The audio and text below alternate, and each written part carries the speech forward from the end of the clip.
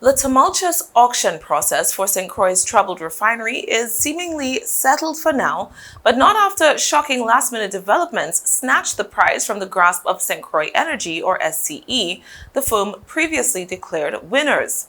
Instead, a new name has emerged as the prospective owners of the former Limetree Bay refinery, West Indies Petroleum Limited (WIPL). The move came after bids closed on November 18th, with SCE's $57 million offering coming out on top. In early December, Limetree filed a motion to reopen the auction proceedings a day before the final sale date, as a new bid had come in. WIPL was offering $62 million all told. The WIPL bid was the second matter to challenge the outcome of the auction, as a few days before, a separate firm had argued that its bid was a better deal than SCE's. However, it was the WIPL offer that caught the attention of the Limetree officials and that of their creditors. On December 18th, WIPL won the new auction, and the following week, in the face of overwhelming support from Limetree execs and two key creditors, Goldman Sachs and Unsecured Creditors Committee, who Limetree owes over $100 million, the bankruptcy court judge approved the sale to the new owners. During that hearing, Limetree's attorney testified that the company was satisfied by due diligence done on WIPL and that the buyer had already put $10 million on the line since the auction had closed.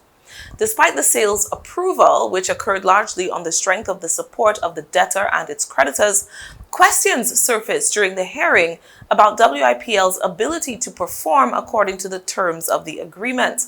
During the hearing on December 21st, WIPL CEO Charles Chambers admitted that the company did not have the $30 million cash it said it had on December 5th, which was one of the main reasons the bankruptcy court judge approved the motion to reopen the auction.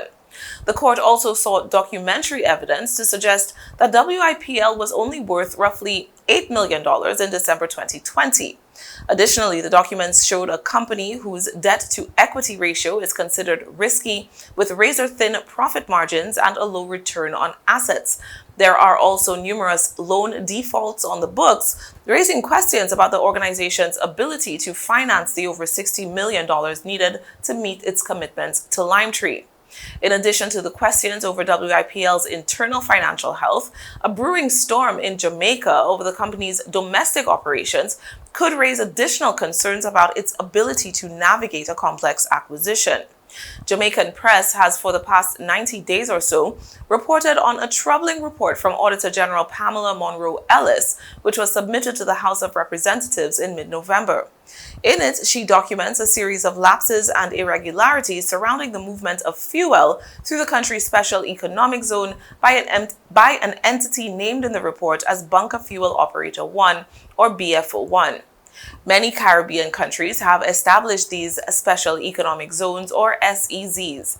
Goods imported into the SEZ are allowed to be stored for a period of time without attracting duty, as the goods are likely to be re-exported. Should those goods be required for sale on the local market, or should the duty-free time period expire, the importer then pays the accumulated duties, fees, and other charges and can then sell the products in country. The special audit, which focused on the operations of private bonded warehouses and bunkers under the control of the Jamaica Customs Agency from 2016 to 2021, found that the JCA failed to authenticate exports from BFO1's special economic zone. The Customs Agency also failed to validate the authenticity of 765 export entries for BFO1, which were all paid up to 8 months late. The auditors were unable to verify that the almost 300 million liters of fuel represented by these entries were even exported.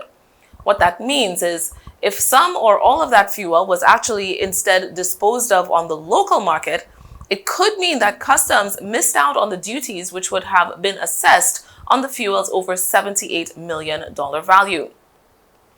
The auditors found violations of the Customs Act and the Special Economic Zones regulations, which require customs declarations to be made before or when goods arrive at the port.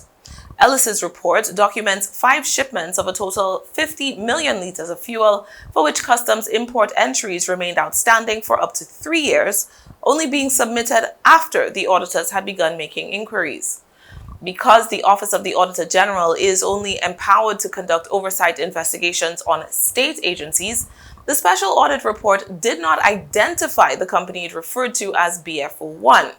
However, reliable information received allowed consortium journalists to make the connection. BF01 is West Indies Petroleum. Our efforts to reach WIPL CEO Charles Chambers for comment on the matter have thus far been unsuccessful. Auditor General Ellis is scheduled to return to Parliament in the upcoming days to testify further on the serious discrepancies uncovered under the report. Meanwhile, the winner of the first overturned Limetree auction, SCE, has reportedly filed an appeal with the Texas Bankruptcy Court. All this as an end of January deadline for WIPL to finalize the sale quickly approaches.